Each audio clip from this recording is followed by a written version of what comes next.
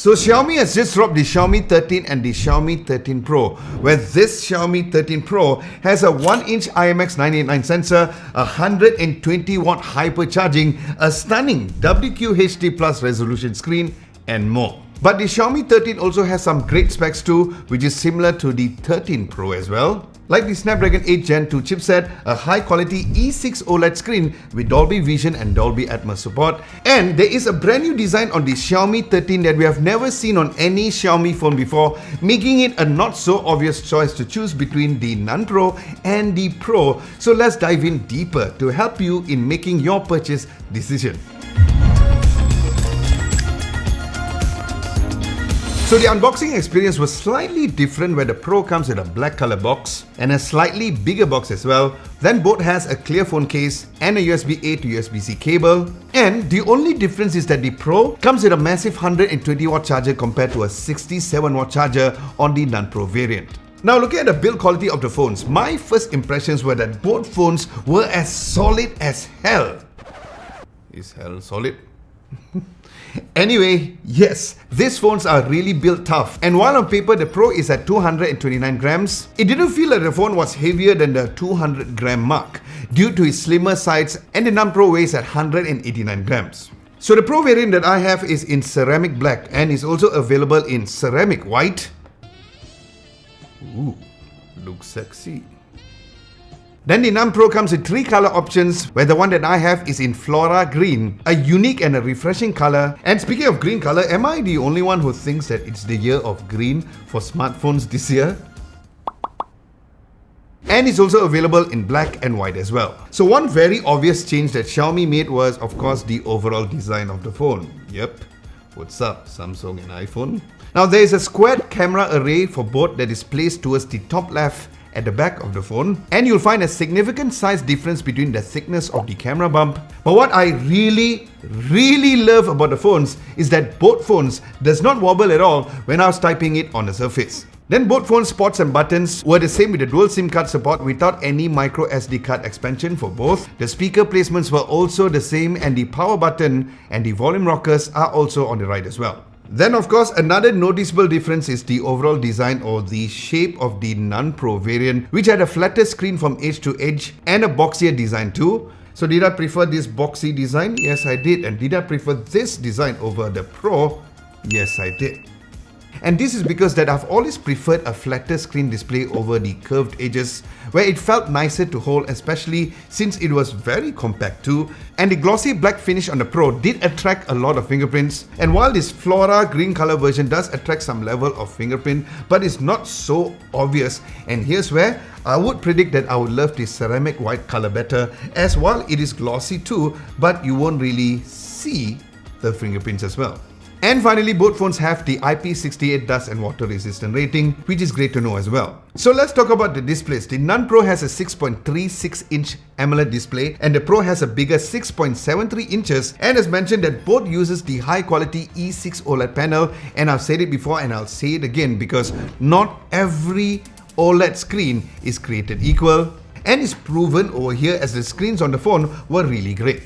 And while the panel is the same, but the Pro variant has a higher WQHD Plus resolution screen compared to FHD Plus on the Non-Pro variant. And yes, because of this, the display is definitely sharper on the Pro. But I still felt that the Non-Pro screen also looked very nice, where you probably only could tell a difference when you compare it side by side, but still not extremely different. Now, while both can go up to a high refresh rate of 120Hz, which you can switch it for it to adjust dynamically between 1 to 120Hz, or force it to either 60Hz or 120Hz. And I feel that it would be extra sweet if there's also a 90Hz option too, but I have to say that I love how there's an option on which apps that you would like to toggle the higher refresh rate. Now, one thing worth mentioning is that when you're watching videos on a full screen mode, there's a slightly more prominent chin on the Pro variant, where else it is more uniformed on the Non-Pro. But because of the bigger size screen, you will barely notice the chin once again if you do not compare it side by side. Then both phones has Widevine L1 playback specification, HDR10, HEVC and Dolby Vision and Dolby Atmos spatial audio as well, which is a huge plus on both.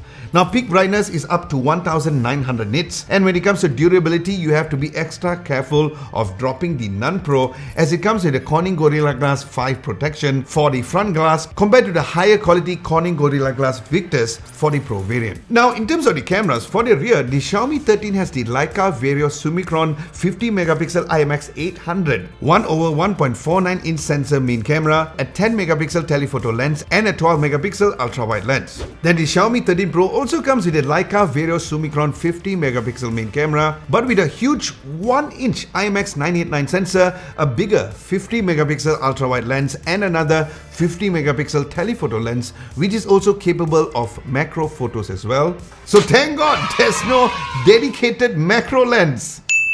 Then the front cameras for both is a 32 megapixel camera. So based on my quick test shots, photos on the main cameras on both look great, where the 1-inch sensor would shine more on objects, especially on video, but more on video later, and the shallow depth of field was better and even more natural looking, even without using the portrait mode yet. Now because of the collaboration with Leica, there's the option to choose between Leica Vibrant for a more vibrant but not too saturated image, and also Leica Authentic for a more close to life kind of color. But I do prefer the Leica Vibrant a bit more, so I'll be using that mode during my whole entire test.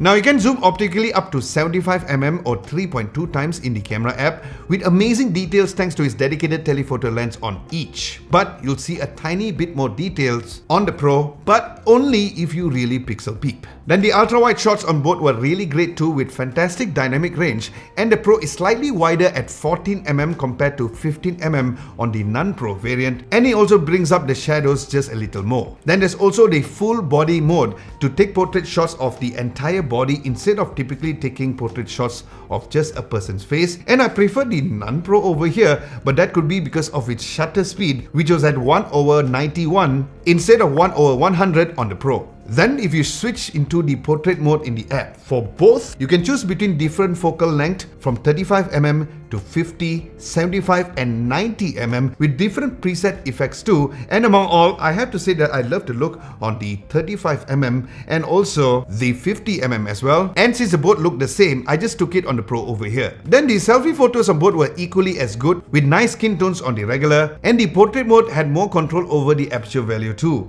And if there's more than one person in the shot, it will zoom out the selfie camera digitally as well. Now since this is a first impressions video, I did not go into detail on comparing every single picture samples, which I usually do in my in-depth camera review. So let me know in the comment section below if you guys would like to see that, and I'll do one for you.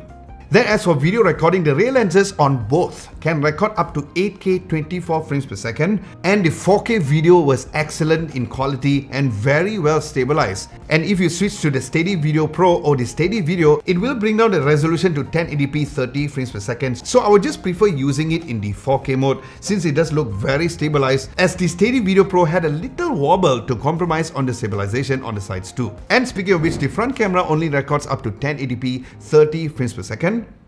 Yup.